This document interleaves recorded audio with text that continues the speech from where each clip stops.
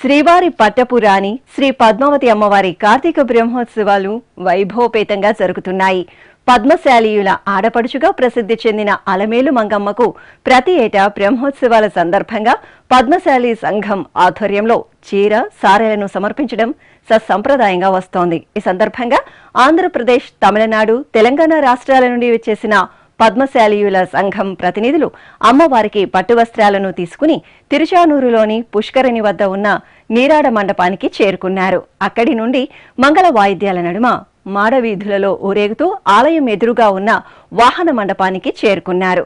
అనంతరం వాహన మండపం నుండి ఊరేగింపుగా పద్మశాలీయుల ప్రతినిధులు, ఆడపడుచులు అమ్మవారి ఆలయ ప్రాకార ప్రదక్షిణగా గర్భాలయంలో అమ్మవారికి పట్టు వస్త్రాలను భక్తి ప్రపత్తులతో సమర్పించారు.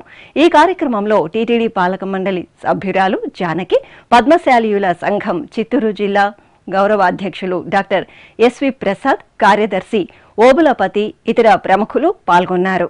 ఈ సందర్భంగా పద్మశాలీయుల సంఘం అధ్యక్షులు డాక్టర్ సేపూరి రామ్మోహన్ ఎస్వీబీసీతో ప్రత్యేకంగా మాట్లాడారు. ఓం శ్రీ పద్మావతీదేవి నమః. పద్మావతి అమ్మవారు పద్మశాలీయుల ఆడపడుచుగా శాసన గ్రంథాల్లో లిఖించబడి ఉంది. తిరుమల తిరుపతి దేవస్థానంలో అది నిక్షిప్తమై ఉంది. యావత్ పద్మశాలి కులస్తులకందరికీ కూడా పద్మావతి అమ్మవారు ఆడపడుచు. అమ్మవారి బ్రహ్మోత్సవాలు తిరుచానూరులో జరిగేటువంటి ఈ బ్రహ్మోత్సవాల కార్యక్రమంలో సింహవాహనం నాడు పద్మశాలీలు అందరూ అమ్మవారికి తమ పుట్టింటి నుండి చీరే, సారే బహుమతి చేసేటువంటి ఒక ప్రత్యేకమైన కార్యక్రమం టీటీడీ వారి ఆదేశాల మేరకు అనుసరించబడుతోంది. దానికి అనుగుణంగానే ఈరోజు అనేక ప్రాంతాల నుండి, అనేక రాష్ట్రాల నుండి ఇక్కడికి చాలామంది పద్మశాలీయులు దంపతులుగా గుమికూడడం జరుగుతోంది.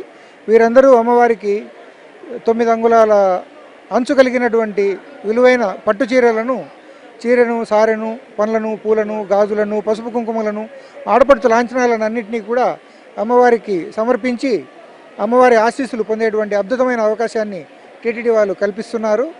వారికి పద్మశాలీల కులస్తులందరి తరఫున పద్మశాలి పట్టణ ప్రెసిడెంట్గా ధన్యవాదాలు తెలియజేసుకుంటున్నాను.